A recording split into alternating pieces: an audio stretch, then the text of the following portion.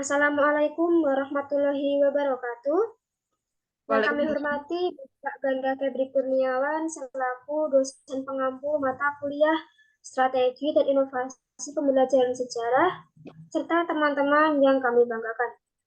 Perkenalkan, saya Nadia Fariha Istiqomah dengan NIM 310142246 dan rekan saya. Putri Wulandari dengan NIM 3101422049. Di sini kami akan memaparkan hasil observasi kami di SMA Negeri 9 Semarang mengenai strategi dan inovasi pembelajaran sejarah. Presentasi kali ini meliputi latar belakang dilaksanakannya observasi mengenai strategi dan inovasi pembelajaran sejarah di SMA Negeri 9 Semarang, kemudian hasil observasi yang meliputi gambaran umum dan karakteristik sekolah, profil guru sebagai narasumber, pembelajaran abad 21, model, pendekatan, teknik, dan metode pembelajaran, pola regresif, kronologis, tematik dalam pembelajaran, ice breaking, dan lain sebagainya. Yang terakhir yaitu ada kesimpulan.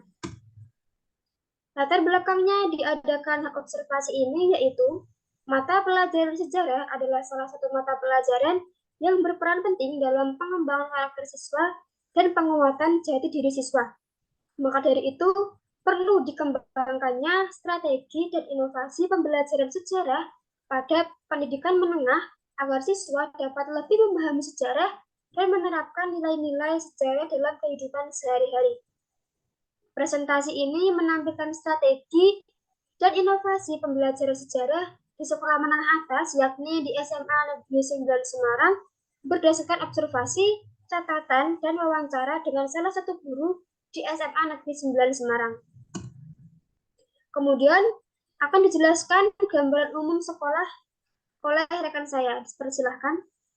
Baik, terima kasih atas kesempatannya. Di sini saya akan menjelaskan mengenai gambaran umum sekolah dari SMA Negeri 9 Semarang. Jadi, SMA Negeri 9 Semarang terletak di Jalan Cemara Raya, Padangsari, Kecamatan Banyumanik, Kota Semarang, Jawa Tengah. Di sini terdapat 11 kelas paralel di tiap tingkatnya dengan masing-masing 36 siswa di setiap kelas. Dengan demikian, jumlah kelas di SMA Negeri 9 Semarang ada 33 kelas. Untuk kurikulum yang digunakan, menggunakan kurikulum Merdeka bagi kelas 10 dan 11 dan kurikulum 2013 untuk kelas 12. Nah, pada kurikulum 2013 ini terdapat 7 kelas jurusan MIPA dan 4 kelas jurusan IPS. Adapun guru yang ada di SMA Negeri 9 Semarang, ada 65 guru, yang mana 4 diantaranya merupakan guru sejarah.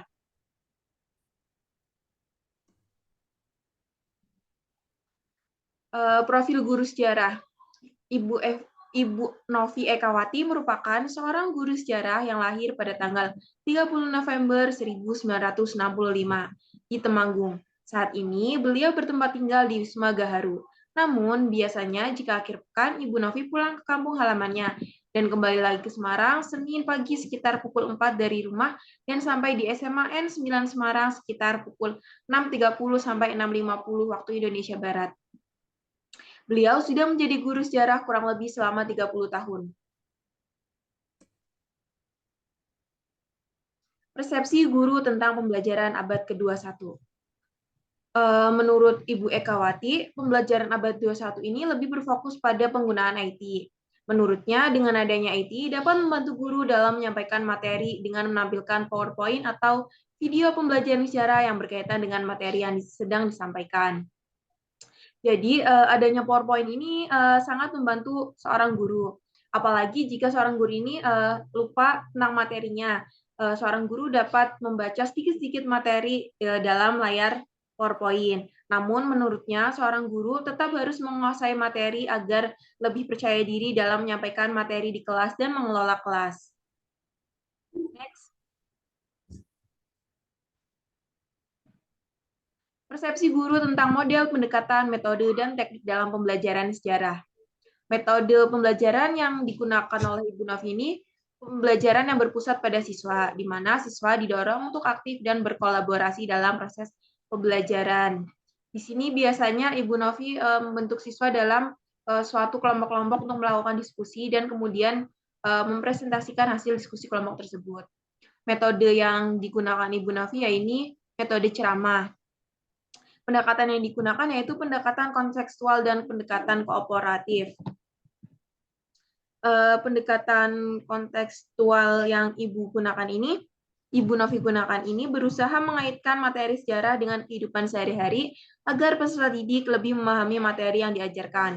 Sementara itu, untuk pendekatan kooperatif dilakukan dengan memberikan kesempatan pada peserta didik untuk bekerja sama dalam kelompok untuk menyelesaikan tugas yang diberikan, yang mana di sini peran guru, yakni Ibu Novi selaku sebagai fasilitator. Nah, untuk teknik pembelajaran yang digunakan yakni selain yang sudah saya jelaskan sebelumnya, Ibu Novi biasanya menyelingi pembelajaran dengan penayangan video atau tidak menggunakan teka-teki silang. Hal ini bertujuan agar peserta didik tidak bosan dan tetap aktif dalam pembelajaran sejarah. Next. Persepsi guru tentang pola pembelajaran regresif, kronologis, dan tematik. 1. Pola pembelajaran kronologis, yaitu suatu pola yang bergerak dari belakang dan maju ke depan, berdasarkan pada penambahan peristiwa tertentu, yang mana materi dimulai dari masa lalu dan bergerak secara kronologis ke depan. Yang kedua, pola pembelajaran regresif, yakni pola yang bergerak dari depan ke belakang berdasarkan fenomena yang terjadi saat ini, kemudian dijelaskan secara runtut ke belakang.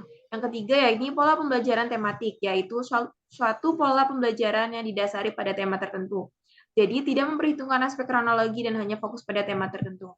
Nah, biasanya dalam pembelajaran sejarah di kelas ini, Ibu Novi cenderung menggunakan pola pembelajaran kronologis, sebab menurutnya, sejarah merupakan suatu peristiwa yang terjadi secara kronologis.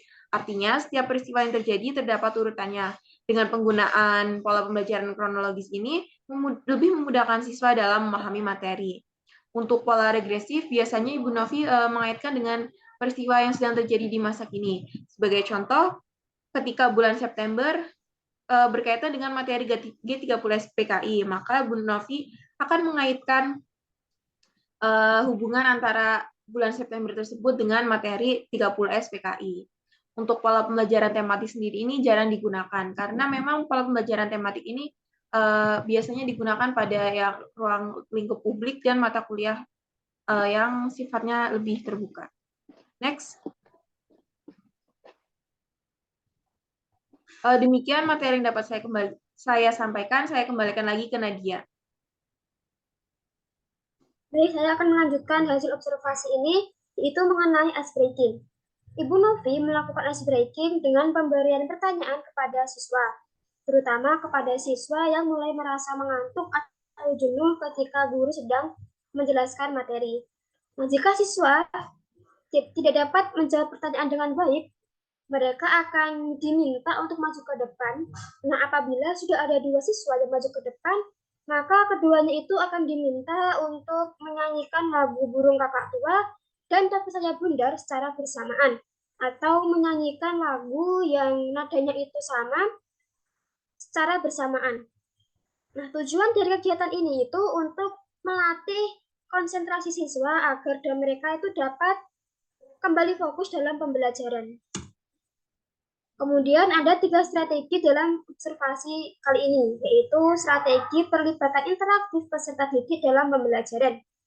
Ibu Novi menggunakan strategi dengan membangun koneksi dengan siswa dengan cara membagikan pengalaman hidup pribadi guru kepada siswa, sehingga siswa dapat interaktif dalam kelas dengan bentuk siswa itu bertanya kepada guru.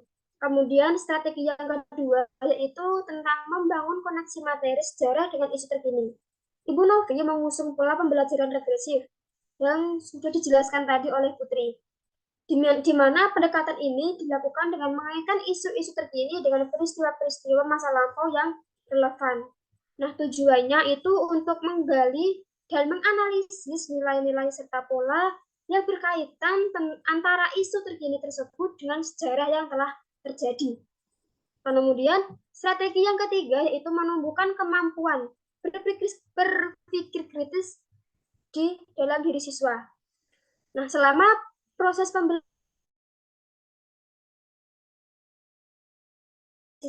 Kemudian guru akan membuat pertanyaan tematik yang dapat memancing siswa untuk bertanya sehingga siswa menjadi penasaran dan kemudian mendorong siswa untuk berpikir secara kritis.